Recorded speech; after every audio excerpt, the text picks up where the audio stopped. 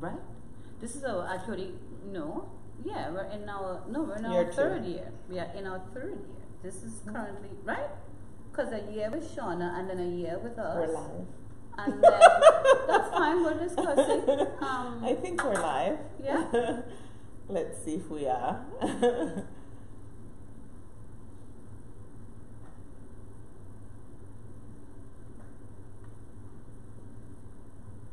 We're just checking if you tuned in already to make sure that we are live. Just trying to find us. Welcome, ladies and gentlemen. Yes, we are. Just in Here case we you are. can see us. So we got to share. It looks like I went live from me. Oh, you did? Yeah. Wow. Not intentionally. So, ladies and gentlemen, just in case you're looking for us, we are live from Dawn Wilson. I am going to try to share us everywhere else. In the meantime, you guys can look at the handsome face of Mr. Willie Stewart. In the meantime, I think I just shared this to our Facebook group, so the page, the initial page. You did? I think so. Perfect. So then can you pick that up and share it somewhere else? Because I don't see us anywhere. I think I look looking in my pic. I think I look like my father. Oh. You look like your father?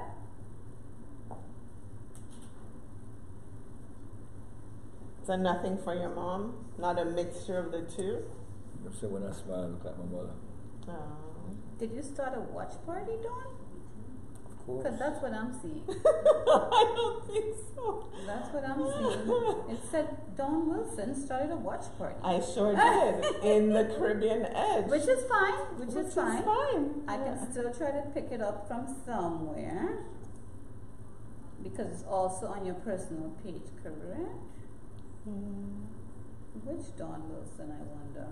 Is it the one that I'm friends with or the one that I'm not? Oh, live from me, boy. I see it.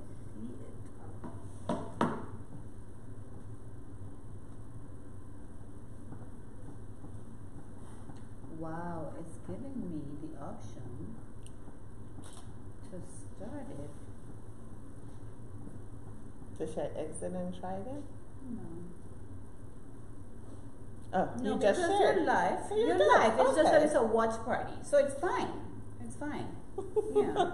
Okay, well, since we're live, thank you for tuning in. If you haven't shared us yet, remember you can share us on your page as well, or start a watch party, which I accidentally did tonight.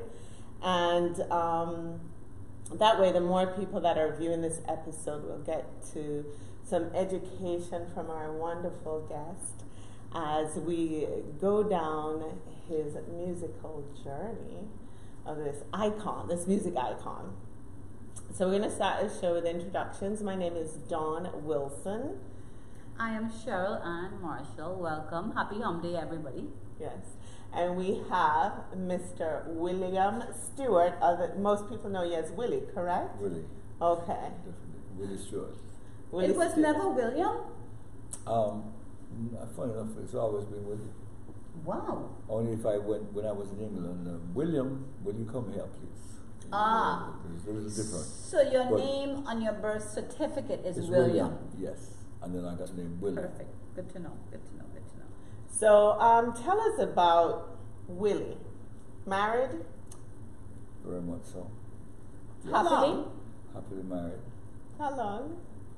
46, going on 47. Wow, congratulations. And thank you to your wife for sharing you with us and the Oh, world. she's a great person. Oh. She's great. There's very few women like her. 47 years? Yes, that's my best friend. Oh. So tell us what's your summary of what makes a marriage last that long? Definitely friendship. Friendship. Well, my thing goes back where I saw her in school, and I came from England, and she was at school, and we were I was about 13, and she was 12, and I would see her, and I said, "You can be the mother of my children," and then I left the school. Wow, look at you. I left the school, and 5 years later, I met her again. That time I was playing in Barley's band, and I said to her, "Can you go?" And she said, "Of course, of course." That ended up for about a year and a half visiting at her house, meeting her dad. And when I got to go out, I had to. The big brother had to go with me and her sister, and I had to bring them by 12 o'clock. So that was the kind of, and I learned carpentry by her father. I learned how to fix a car. I learned how to paint the house. It was great. I learned so much things. And then after a year and a half, I got to take her out. Wow, a year and a half of courting. Yeah, of course. Wow, so, you know, people complain about that they have to wait even a month, 3 months. That's beautiful. What a beautiful love story. Wow. It is. What is it about her that made you decide there and then that that this is going to be the mother of your children? It was just an instinct. Spiritually, it was just a You thing. felt her. Yeah, she was such a wonderful person, and she was witty, she's intelligent, and she's the best mother I've ever seen. For my kids. How many children do you guys have? I have 5 daughters and 1 son. Wow. 8 grandchildren and 1 great grand. Wow. Well, congratulations in finding the love of your life, because so many people do not. Well, not just that. I mean, the love of your life, sometimes the love of your life passes you by because you met at the wrong time. So congratulations on finding the love of your life and sticking it through, and sticking with your commitment and making it work. You have to be realistic. You Yes. have to be. Nothing is perfect in life. Thank you. There's no. What you realize, you have to work on it. Yes. But what I can say is that the most important part is the friendship. Yes. Once you have that, everything else will go. Everything else But if you will have go. friendship there, It and you enjoy sustains. each other company. Yeah. You know? You have to like that person. When you have that, it's like there's never another. It's not like music. People go to work. You go to work, and you have to work. For me, there's not one day of work in music. I could spend hours. I don't have a day of work. It's the greatest thing. Exactly. So people must find their cause, their true self. You can say, "Oh, I'm going to make money." After you make money, what do you do with it? People work hard, and when they get old, they want to do. So they invest in things of what their dream is, but they don't really do it. Right.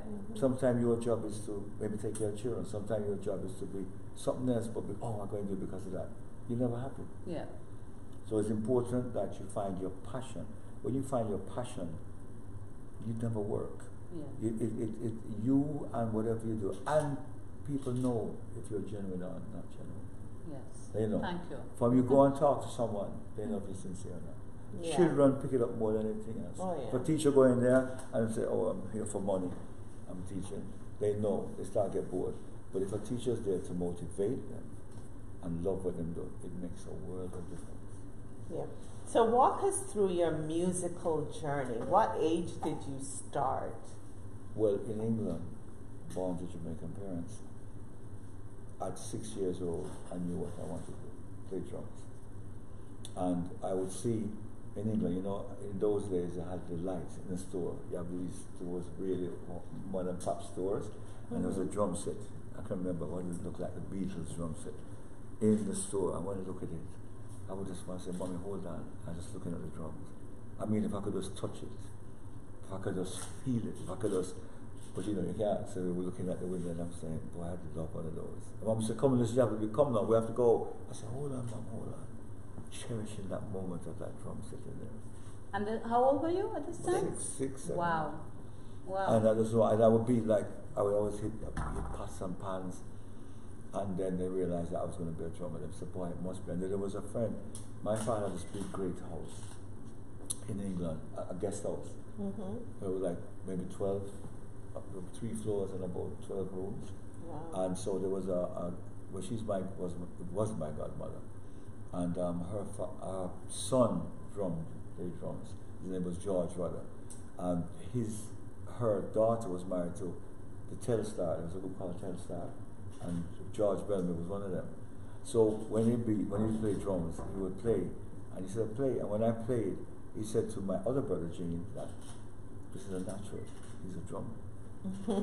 And then the story goes in that I came and to Jamaica at the age of 11, and having the first band that I was exposed to live was Byron Lee, and seeing that band at RGR playing, I said, "Mommy, that's what I want to do," and she says, "No, you're gonna go to school." He's doing that.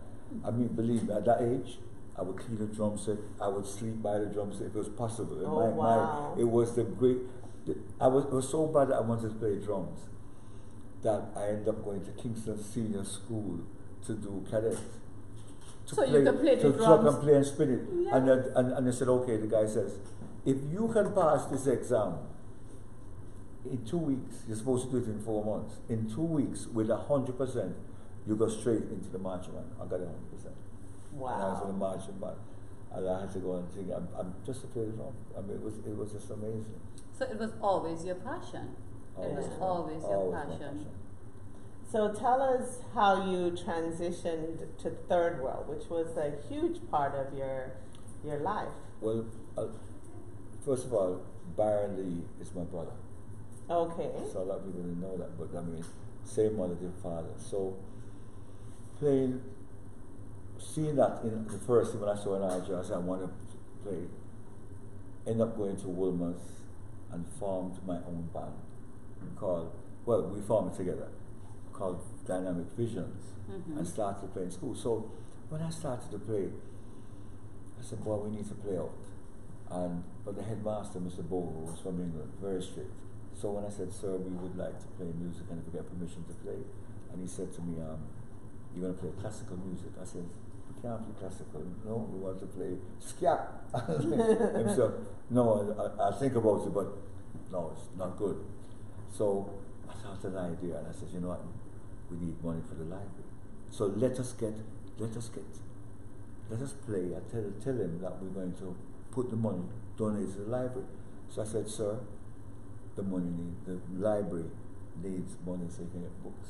He said, that's very true, Stuart, very true. I said, well, we're willing to play and donate that money to it. What?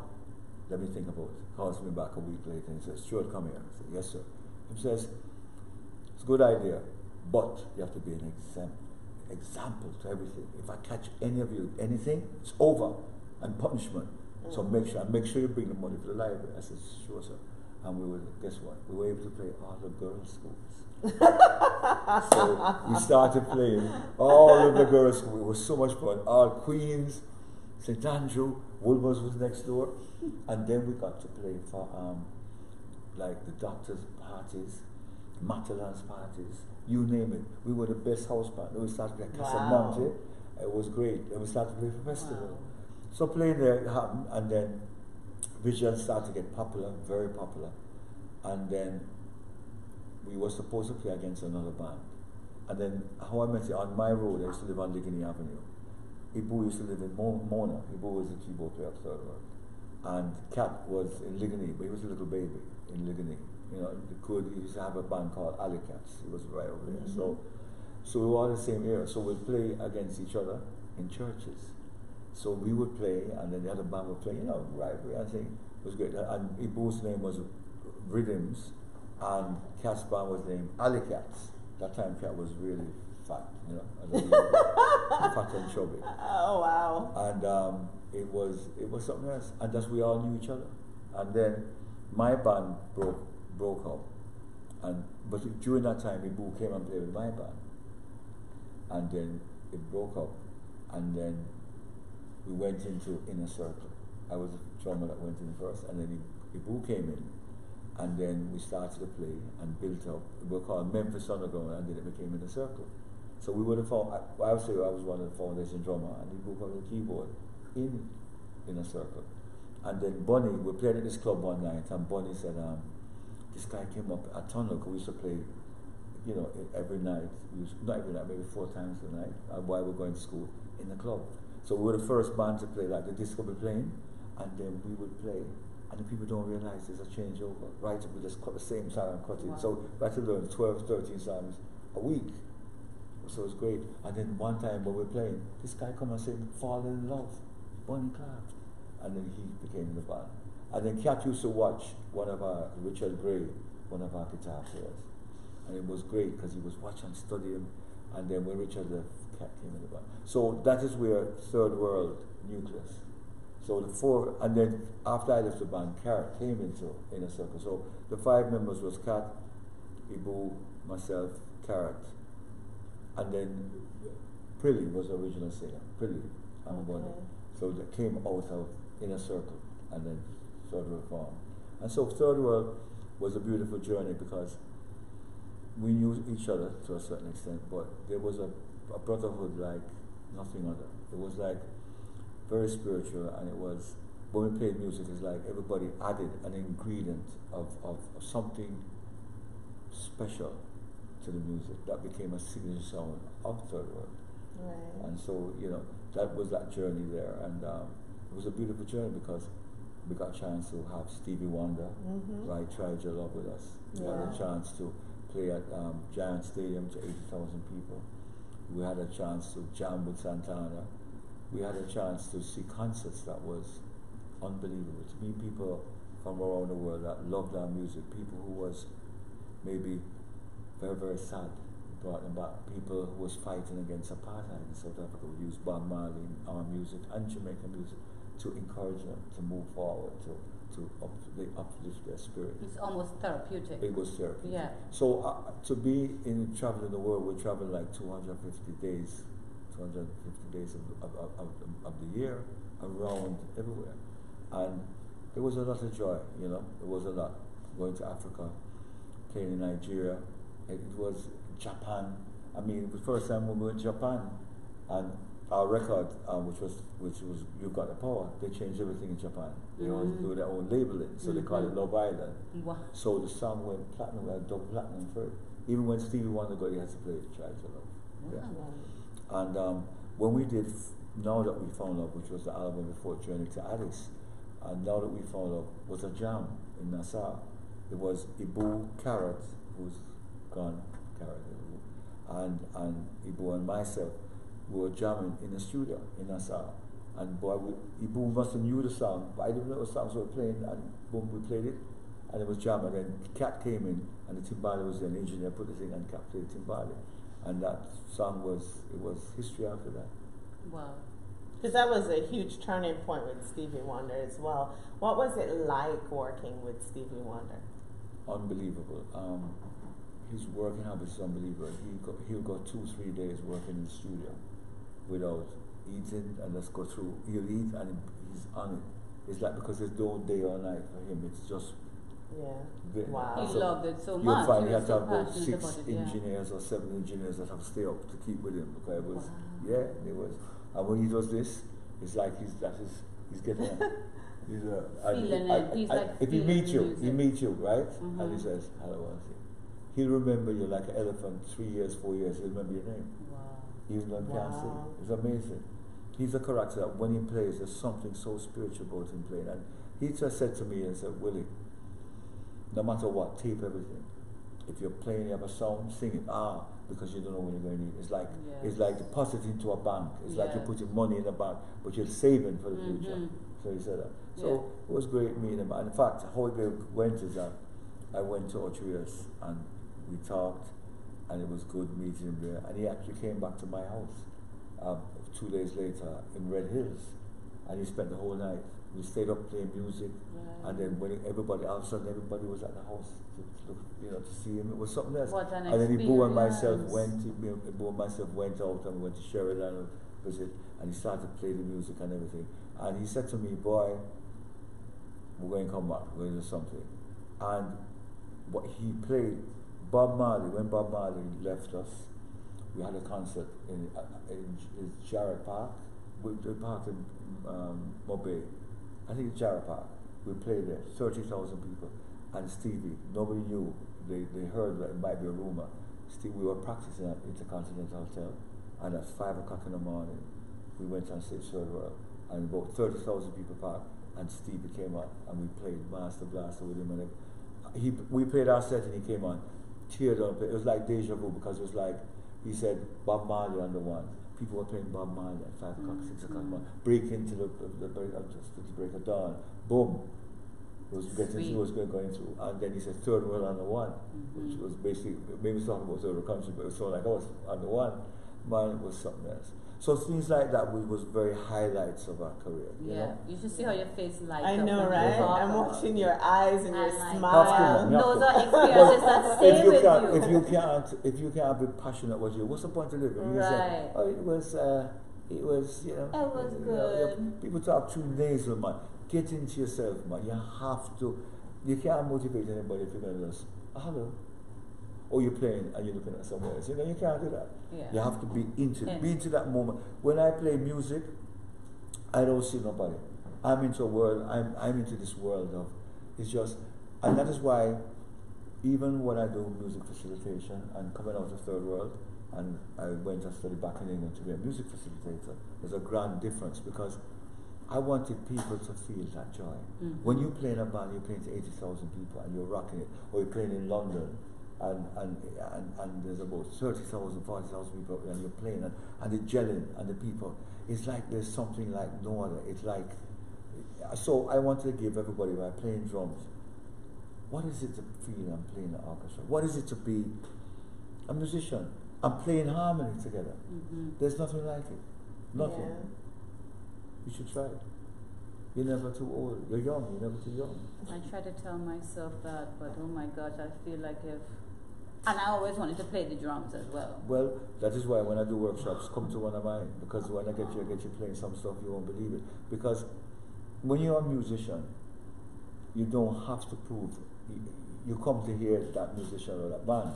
So yourself, when you're a facilitator, it's about bringing out something that person never knew they had. Bringing up that child in them. And what I find, no matter what age, there's a child in everybody. And you find I found a lot of people, when they took on music and they played piano, they should go bam on their hand. It's like they hate it for life. They hate music. They don't want to do it. They get rejected, or it's so rigid that they. But with drums, it gives you a chance, because when you're in your mother's stomach, that heartbeat is your heartbeat pulse. It's your rhythm. It's everything about you. So it stays with you. Everybody has that DNA kind of thing in them, and neuroscientists is finding out now that the drums can, the alpha beta builds up. You will feel rejuvenated. It makes you start relating, and this is what they're finding out, that so much of these things happen. That Africa wasn't just playing some drums in the hills. There was very special spiritual things that happened. So they're telling people, instead of take a tablet now, do a drum, play drums and all that. So in North Carolina, they're playing drums, bringing African drums from all over, playing. No matter even if it's not coordinated, because of therapy. All right, let's take one simple therapy. You hit the drums, your hands start to get red, because the blood starts flowing. You're building yourself, you think, and there's so much more aspects about it. You're coordinating, but you have to focus. So you start developing your focus, because you find our children today, worse now, the computer, bam, everything has to be short. Nobody's reading no more. Boom, boom, boom, second. So you're moving at a fast pace. You have to concentrate. With music, I can't be playing in a band and I'm thinking, what's there? From I do this, everything gone. Yes. You have to. It brings you. So what happened now? What's happening? So the children that I work with is that their focusing improves, and they love it because they're playing together. It's a teamwork. They're learning discipline. They're learning that. Well, listen, let me take care of these instruments, and I can be somebody. Because when we do what they call at-risk kids, which I don't believe all kids are at risk, but all kids, there should be no zip code should stop a child from dreaming their real dream. They should be able to get anywhere. And this is what happens with things now. They're born in a certain way, and it's like a certain lifestyle, and that's it. They don't have, it's hard for them, but they should have all the assets to be able to be like any other child, to be able to dream, to be able to move, to be able to do what they want to do. And so music gives them that angle, stops them from the discipline, and they strive on it. It's like they grow from it. So my non-profit, Embrace Music Foundation, is to keep music in schools, because the first thing they drop is the music. And to me, to be a doctor or lawyer is just equal to be a musician, because you have to still study. You have to be deeply focused. And listen, in the churches, if there was no music, what would happen? Eh? What if the world had no music? What would It happen? would not be Yeah, as yeah. captivating or as heartfelt. Exactly. Yeah, Music has Music, spirituality. yeah. Certain music, of course. music can make you cry, music make you laugh, Yes. music make you want to dance. It emotionally comes and it emotionally moves. It changes you. It makes you want to do things. So music should be respected in all aspects of it. Should be respected. I think Because, it is. You don't think it is? Well, it depends on who is respected. I think music is very much respected. I think it is. I mean, To me, musicians are very special people. yes, But you have various musicians. Yeah. There's ones that are very good at the craft, and there's ones that when they play, something in your heart goes, wow, or Thank you. you're forced to listen. thank you. Yes. And those ones that come to do work, they come for a special reason. Mhm. There's not a lot of them, but when they play or when they sing, whatever they do, there's something that touches you like electricity. Mhm. When you do a good concert and you're spiritual with it, it stays in that person or that the audience that you play for. They keep Yeah. on, they feel the energy of up, they feel Of rejuvenated, and they keep on course. feeling that for another month. Yes. My thoughts on music is that when it play, it don't stop because you put a sound over it. So you bring it and it still goes, and it just goes and It it keeps stays on going. with you. Well, from my perspective, it lasts longer than a month with me. Right. I mean, we've been fortunate this month with, just celebration of Reggae Month, Black History Month, to bring a lot of artists to the Caribbean Edge show. And I can tell you, some of the musicians that we've met are captivating the audience. And music just stays with us forever. I mean, I've gone to concerts and it just stays with you. You always remember it. And I think what you're doing, especially with young children, what they're calling at risk, is providing them with stress release, an outlet, a resource to find something. I'm just, as you're speaking so passionately about your childhood and seeing that drum in the window and wanting it, I'm imagining these little kids that have an interest in music, no matter what it is. And just how would, for someone, if you're speaking to the audience about, and the youth, and their interest, their passion, they're detecting it like you did early, what are some of the things you tell them to do? Because we often get discouraged, right? Of course. Usually parents discourage. Yeah, parents because they say, too. stop that nothing. Yeah. I mean, I can Or you're understand. not good enough I or can't. something. This is yeah. not. You need to get a career. Yeah. This is foolishness. Get a Yeah. career. But you see, what happened is that a career is important to have a backup. Yes, get your education, but maybe their life, God brought them in to do that music. Yeah. To touch. You see, that's why I say music don't get respect.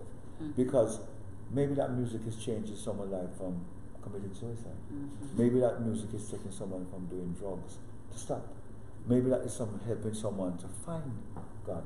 Maybe that music is making someone happy when they were very, very down. Sad, yeah. Maybe it's healing somebody. So we're looking at it in one, but you have to look at it in many ways. Let's go back to Africa. The man who was a drummer, the master drummer of the village, was really everything. They went to him. If there was a problem, he was the man that had to deal with it. He was a master man of the drums. If anything, he was the man that decided. He was revered. They would go talk to him and think. The drums was the heartbeat of that. He was the mayor and more. So we have lost that. Now, Caribbean people, when they come, they dance. But every one of them should have a drum. Some people shout, oh, I'm not going to go. Oh, no, that's not into that. But that's part of the DNA. You lose out because other nations take it up and they realize how important it is. Because if you stand up here, someone will talk. That's We it all right have there. that. You have it, So yeah. you have it. Everybody has that into, but it doesn't matter whether it's less or more. But by just doing it takes you after. It takes you to another place. It's important. So to young people, let me go back to your question. I suggest that if you feel that, go for it. Find a teacher in the area, but don't stop. Create, because we must respect the natural creativity. Because today, some of the greatest drummers are gospel drummers who never got a lesson, and yet they go Berkeley. Some of those kids go Berkeley, and cannot even play like these drummers who are just natural. Look at some of the New York drummers that play. They don't get anything. It's God driven. That's why when I taught first, when I came to here in Florida, and I used to teach 40 kids a week, private lessons. And in teaching them, you could see they progress. It's so important that they, but then you give them life lessons. So you're not, when you're teaching them life lessons too. And by the discipline, you are investing in that child, not only in drums, because you teach a 40 kids, you're lucky to get 2 or 3, you're really going to be drummers, which I'm lucky I've had. And in fact, I taught one of my students for 7 years, and he won the under 16 World Championship. Wow. For boys. And it's at that junction, I said,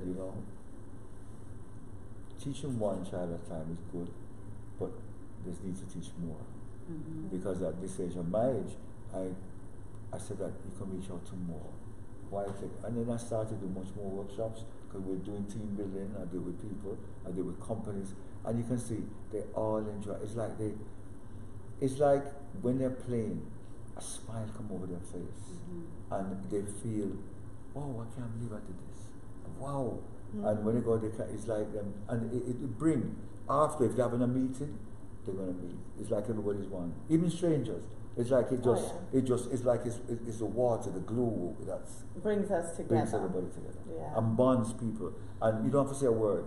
And then you get, it's like, it brings it. So the unity, and every drum that is there have a special meaning. You have some of them like the djembe drum from Ghana. They said that's a unity drum, the drum of healing. The drum that heals and things like that. That's amazing. You have another drum called the talk drum, which is like the modern cell phone. So 500 years ago when they played, they understood the language. And it was a radio. It was their communication. It was like a cell phone. So there's so much things that we avoid because we think it was in the past. But it's very much in the present.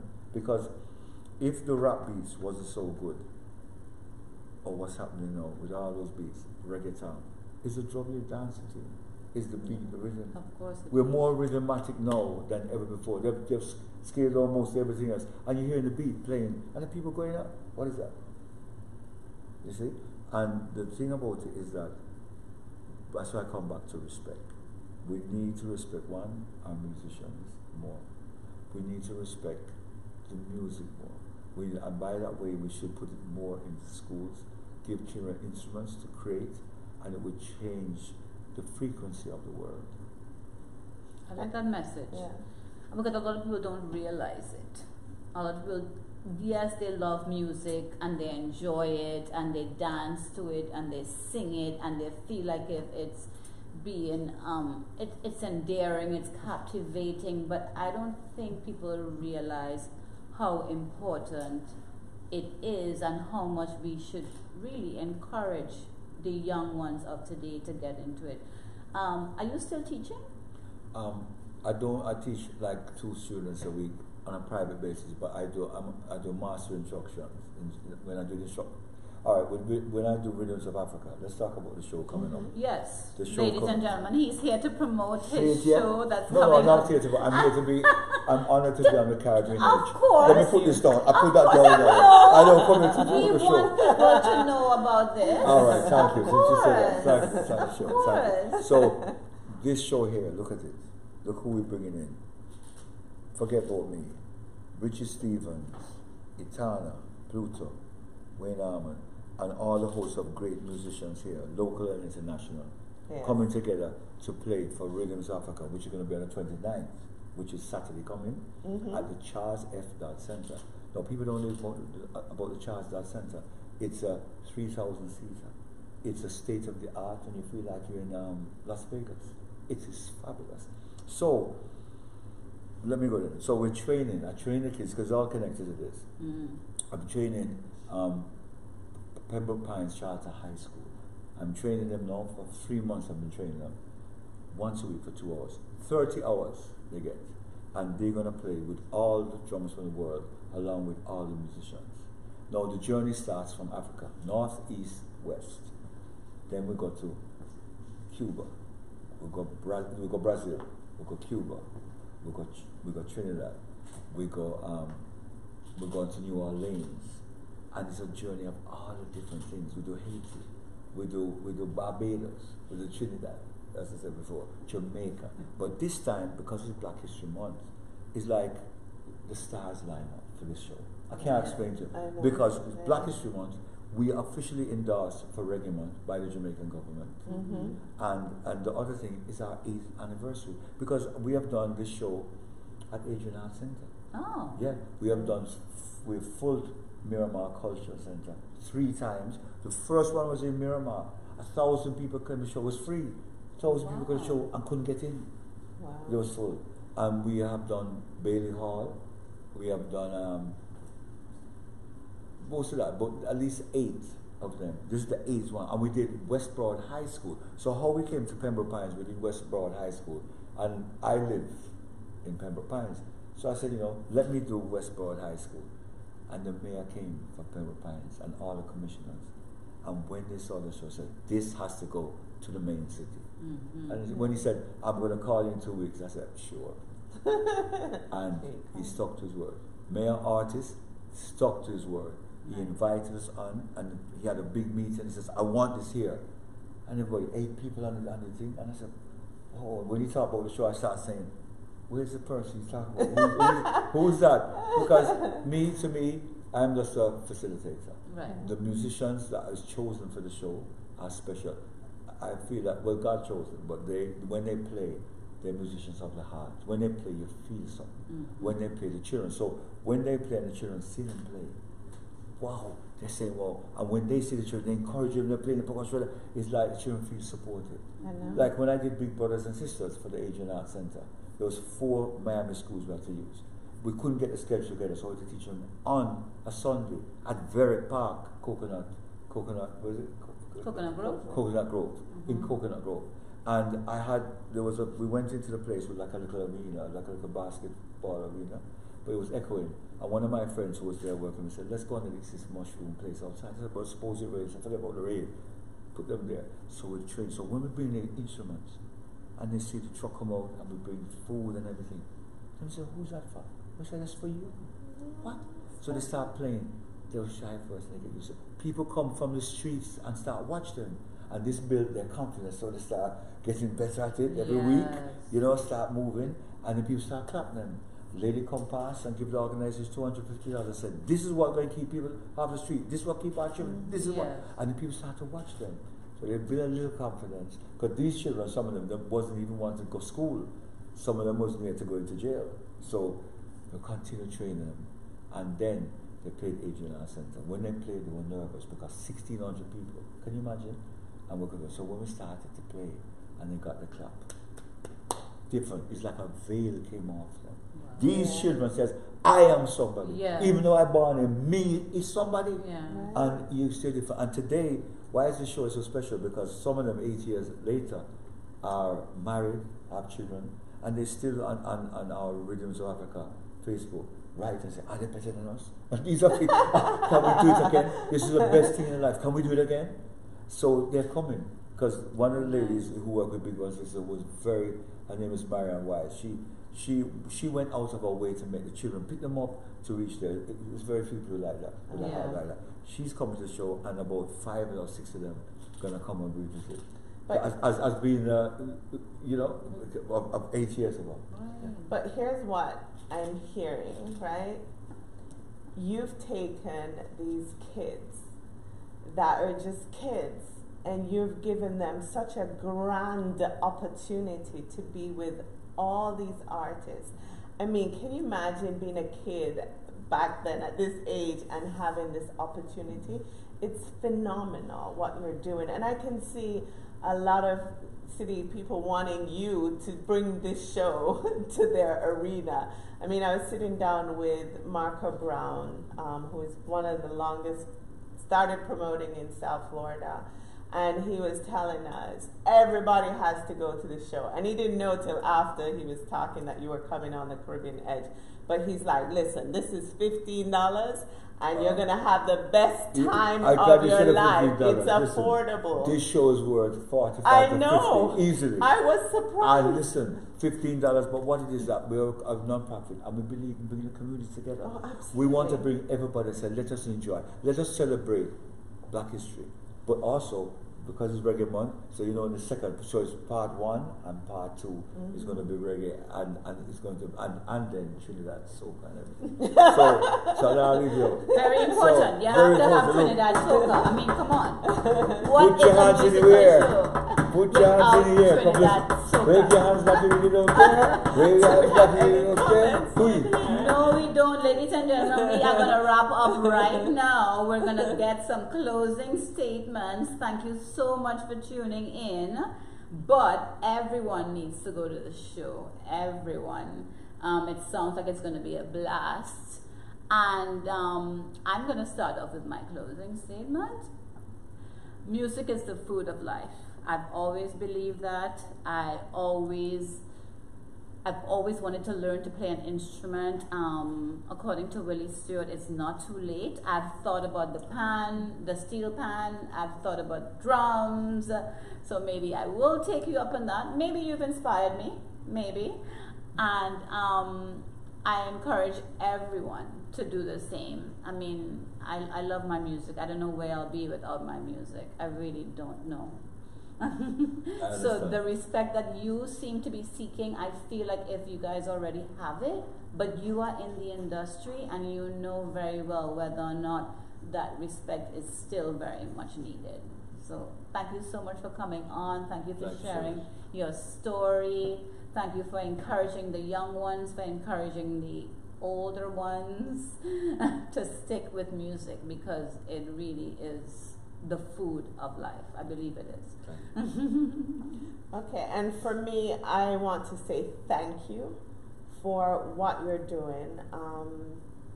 We can't thank you enough, and I'm a big fan of breaking the cycle in life.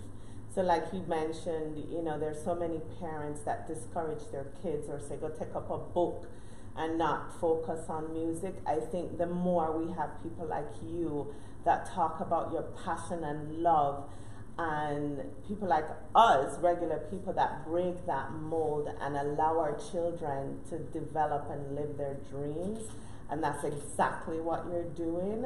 I mean, the world can't thank you enough. As modest as you are today, just know that the world thanks you for focusing on music and drums. Thank you for having me on the camera. You're very I welcome. didn't come for this. It's I our came to sincere be. pleasure. I saw the show with Sky, and it was on Rainbow, and I was really rejuvenated. I was really happy, and both of you and the way you was talk was really deep. And I want you to continue, because the Caribbean is very important. The Caribbean, in more ways than one, because look at Guyana now. I mean, oil. I mean, there's so much different things. The island life, there's nothing like island life. Oh, yeah. You go there. I had to go 3 weeks to go there for 2 days. Well, an unfortunate thing, because of the funeral, I had to go. And seeing the neon lights, like I was in Japan, in Jamaica, the modern, where they have the modern signs, and boy, it's like traffic. I mean, you're hours in traffic, but the food, when you sit down and eat, oh yeah, sweet man, sweet. But what I want to say is that to your audience, is that, and to us, don't let us give up on the young. Yeah. Don't.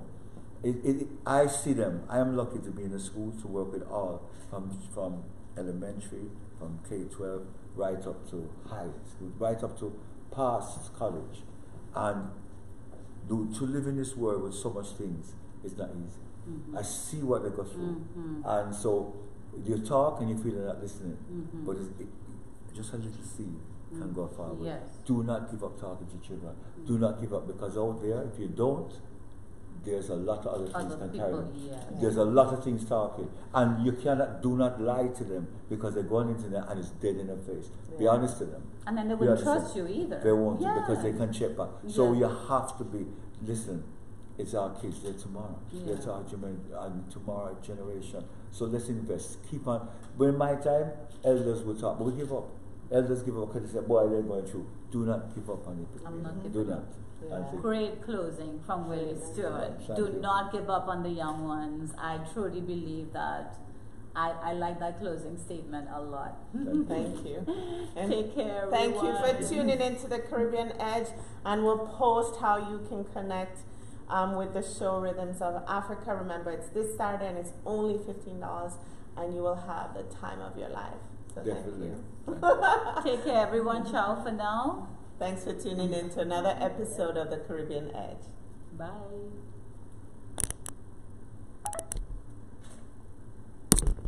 Awesome. Thank you, guys. Thank you so much. Thank you.